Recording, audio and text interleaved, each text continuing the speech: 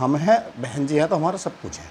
अच्छा मनोज जी, मुझे एक बात बताइए, जो महंगाई का मुद्दा है, रोजगार का मुद्दा है, उन मुद्दों को लेकर नहीं चल रही बीजेपी, शायद इसीलिए तो नहीं कम मतदान हो रहा। उनके जो फेवर वाले लोग हैं, जैसे ओबीसी समाज ज़्यादातर बीजेपी के पक्ष में जाता था, कुछ बीएसपी पे भी जाता था, कुछ समाजवादी, लेकिन ज़्यादातर जाता था बीजेपी के साथ।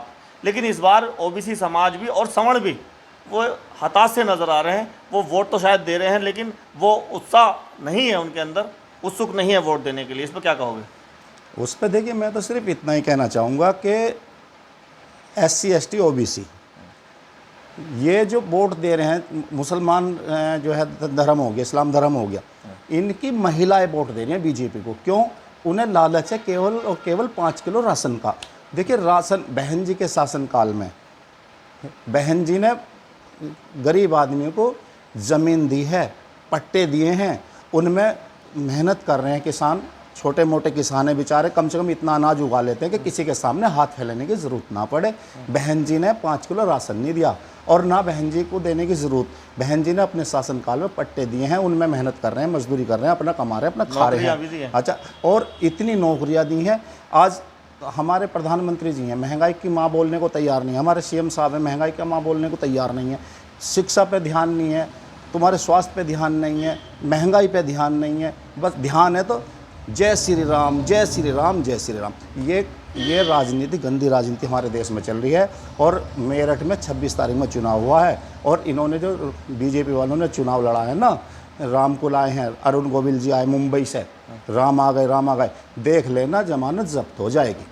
तो आप कह रहे हैं कि अरुण गोविल, वैसे तो लोगों का मानना ये है कि बीजेपी बुरी तरह से मेरठ से हार रही है। बिल्कुल, जमानत जब्त हो गई। 8 सीटें जो हैं उन पर भी कड़ी टक्कर है, और कई सीटों पर जैसे गौतम बुद्ध नगर हुआ, अमरोहा हुआ, गाजियाबाद हुआ, है ना, बुलंदशहर, यहाँ बीएसपी की और बीजेपी की टक्कर बताई जा रही है। तो देखिए, पूरी इतनी जानकारी तो मैं पूरी लिस्ट तो लेके नहीं बैठा आपके साथ, मगर इतना ज़रूर कह रहा हूँ, आसपास के मेरे 2-4 ज़िले हैं, उनकी पूरी जानकारी मुझे है। मुजफ्फरनगर में बसपा के धारा सिंह प्रजापति जीत के आएंगे सम्मान के साथ, और तुम्हारे बिजनौर से चौधरी विजेंद्र सिंह जीत के आएंगे सम्मान के साथ, ठीक है। और मेरठ से हमारे वो हैं देवव्रत त्यागी जी कड़ी टक्कर दे रहे हैं। आगे अगर EVM में घोटाला ना हो तो ये भी जीत के आएंगे। अच्छा, बिल्कुल। तो इस बार क्या लग रहा है, केंद्र की सत्ता बदल सकती है? हाँ जी, बिल्कुल बिल्कुल। अगर सत्ता, मैं तो देखो फिर वही कह रहा हूँ, EVM में अगर घोटाला नहीं हुआ, चोरी चकारी नहीं हुई, घोटाला नहीं हुआ, तो सत्ता परिवर्तन होएगा, जरूर होएगा। तो क्या लगता है कि जो इंडिया गठबंधन है और बीएसपी अलग चुनाव लड़ रही हैं, तो क्या मिली जुली सरकार बनेगी या किसी की दूसरी सरकार बनेगी? देखिए, पूर्ण बहुमत से तो कोई आने वाला है नहीं अब। अच्छा। हाँ, ना बीजेपी आएगी, ना बसपा आएगी, ना सपा आएगी, ना गठबंधन आएगा। सरकार तो अगर केंद्र में अब क्या बनेगी, मिलजुल के बनेगी। तो वो किसी का भी समर्थक से बने, कैसी बने, सरकार बनेगी आपके केंद्र में मिलजुल के। और हाँ, एक चीज़ और मैं आपको कह रहा हूँ, मैं भी देश का वासी हूँ, सब चीज़ जानता हूँ, महंगाई से भी पीड़ित हूँ, शिक्षा से भी पीड़ित हूँ, स्वास्थ्य से भी पीड़ित हूँ, सारी चीज़ों से मैं पीड़ित हूँ। हमारे गंगानगर मेरठ में आके देख लो, सड़कों का क्या हाल है, सारी नाश पिटा पड़ा है। अगर केंद्र में अब की बार दोबारा सरकार बीजेपी की आ गई तो देख लेना हमारा भविष्य खत्म हो जाएगा। अच्छा, क्या लगता है, जैसे बता रहे हैं उत्तर प्रदेश के अंदर बीएसपी बहुत अच्छा कर रही है, और उनको कोई कह रहा है 25 सीट मिल सकती हैं अपने दम पर, क्योंकि 80 सीटों पर चुनाव लड़ा रही हैं वो। कोई कह रहा है 30 सीटें मिल सकती हैं, जितना अच्छा वो प्रचार कर रही हैं। क्या यहाँ से अगर मान लिया कि 20 सीटें भी यहाँ से मिल जाती हैं और बाहर से बीएसपी की सीट आ जाती है, क्योंकि जिस तरह से प्रचार प्रसार बाहर भी चल रहा है और आकाश आनंद जी कर रहे हैं, तो हो सकता है कि सीट वहाँ से भी निकले।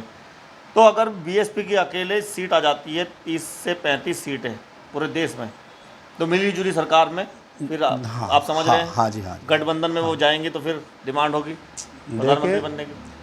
अभी तो बीजेपी की केवल तानाशाही चल रही है, केंद्र में भी, राज्य में भी। और अगर बहन जी हमारी 25+ भी हो गई तो ये समझ लो बीजेपी वालों की नाक में दम कर देंगी। बिल्कुल ऐसा नाक में दम कर देंगी, जो तानाशाही चल रही ना, इसे चलने नहीं देने की बहन जी। और ये भी हमें पूरा विश्वास है कि जिस तरीके से बहन जी ताबड़तोड़ रैलियाँ कर रही हैं, आकाश जी बहुत मेहनत कर रहे हैं, युवा हैं, युवा साथी साथ हैं उनके, 20-25 प्लस तो होएगी बिल्कुल गारंटी से। अच्छा, वैसे एक चीज़ और देखी जा रही है कि बहन जी की जो रैली है सबसे ज़्यादा भीड़ उसमें दिखाई दे रही है। ये तो इतिहास गवाह है जी। बहन जी, मैं मेरठ से हूँ, हमारे मेरठ में एक विक्टोरिया पार्क पड़ता है, सबसे बड़ा पार्क है। आज तक का रिकॉर्ड है कि बहन जी ने उस पार्क को बहन जी ने भरा है, आज तक किसी नेता से वो पार्क भरा नहीं। और जितनी भीड़ पार्क के अंदर थी उतनी पार्क के बाहर थी। ये तो बहन जी की जहाँ रैली होती है, बहन जी का समाज उनके साथ होता है, बहन जी को हाथों पर उठा लेता है, सर आँखों पर रखता है। ये तो केवल ड्रामेबाजी है। प्रिंट मीडिया, इलेक्ट्रॉनिक मीडिया फर्जी दिखाती है कि बहन जी भीड़ नहीं है, बहन जी कुछ कर नहीं रही है। अरे बहुत कुछ कर रही हैं भाई, ज़मीन पा के देखो, बहुत कुछ करा है बहन जी ने हमारे लिए। आके तो देखो, जो गांव अम्बेडकर योजना में कोई भी गांव आ गया, उस गांव में आप जाके देख लीजिए, आपका पाँव सनेगा नहीं। ये विकास होता है। ये 5 किलो राशन दे दिया, उसका कोई विकास नहीं है। इसे कोई विकास मत बोलिए आप। विकास होता है नाली सड़कें ठीक हो जाए, पानी की व्यवस्था ठीक हो जाए, बिजली की व्यवस्था ठीक हो जाए, इसे विकास बोलिए आप। ये विकास नहीं है कि भैया आओ 1 यूनिट पे 2 किलो चावल मिल ले, 2 किलो गेहूँ मिल ले, इसे विकास मत बोलिए। इनकी जहाँ तक बीजेपी की सोच है, इन्होंने शौचालय बना दिए। अरे शौचालय क्यों बना दिए भाई? मेरठ के अंदर एक एम्स बना देते, यूनिवर्सिटी बना देते, कॉलेज बना देते, कोई इंटर कॉलेज खोल देते, कन्या कॉलेज खोल देते। कोई खोल रहा हो तो बता दो भैया। कैसे सबसे ज़्यादा बीएसपी की सरकार में सब आप बीएसपी के तो मैं इतने काम है बता भी नहीं सकता, पूरी याद नहीं है मुझे। आप तुम्हारे गौतम बुद्ध नगर में चला जाइए, तुम्हारी गौतम बुद्ध यूनिवर्सिटी है, महामाया इंटर कॉलेज है, महामाया तुम्हारी बहुत सारे इस नाम पे वो हैं कॉलेज, जाकर आप देख लीजिए। और ये ड्रामा करते हैं, पार्क बना दिए, पार्क बना रहे। बावलो, एक बात तो बता दो मुझे, पार्क आप लखनऊ का पार्क चले जाइए, बहन जी ने पार्क बनाया लखनऊ पार्क, परिवर्तन पार्क बोलते हैं मेरे ख्याल से उसको नाम है।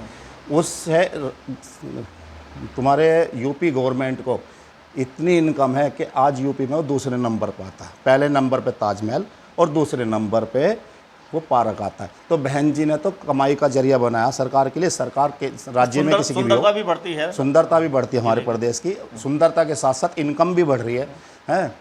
तो उसका पार्क गा रहे यार बावलो। अबे ये तो देख लो कि ये अपना तुम्हारे किसी की भी सरकार और राज्य में सरकार को कमाई होएगी।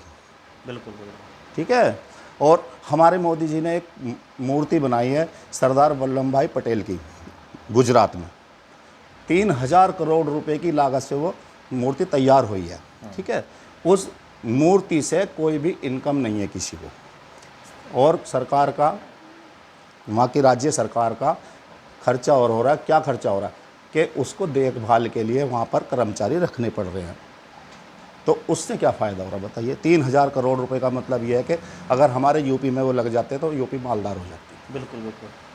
चलिए मनोज जी, अच्छा ये बताइए, अगर गठबंधन 20 से 25 सीट आप जैसे बता रहे हैं अगर आ गई तो मिलीजुली सरकार बनी है, तो मायावती जी कांग्रेस के साथ जा सकती हैं या बीजेपी के साथ जा सकती हैं?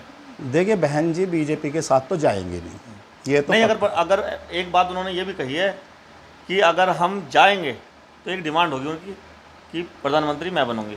हाँ, चाहे किसी के साथ भी जाएं। देखिए, बीजेपी के साथ तो बहन जी का जाना मुश्किल है बिल्कुल। और क्या है, अखिलेश जी से मिलना पड़े उन्हें, गठबंधन से मिलना पड़े, बीजेपी से नहीं मिलेगी। चलिए, बहुत बहुत धन्यवाद, आपने अपना कीमती समय दिया मनोज जी। मनोज जी ने जैसे बताया कि बहन जी ने जो काम किए उत्तर प्रदेश में वो किसी भी सरकार ने अब तक नहीं किए हैं। जितना रोजगार दिया, नौकरियां लोगों को दी, और जितनी शिक्षा के क्षेत्र में काम किया, कॉलेज बना, यूनिवर्सिटी उन्होंने बनाई, और नए नए ज़िले बनाए, जैसे इन्होंने बताया गौतम बुद्ध नगर बताया, नोएडा बताया, और जो पार्क बनाए हैं उनसे प्रदेश जो है वो सुंदर बना है। तो मनोज जी कह रहे हैं कि अगर 25 से ज़्यादा सीट आई तो प्रधानमंत्री भी बन सकती हैं, और वो बीजेपी के साथ ना जा करके शायद गठबंधन के साथ जा सकती हैं।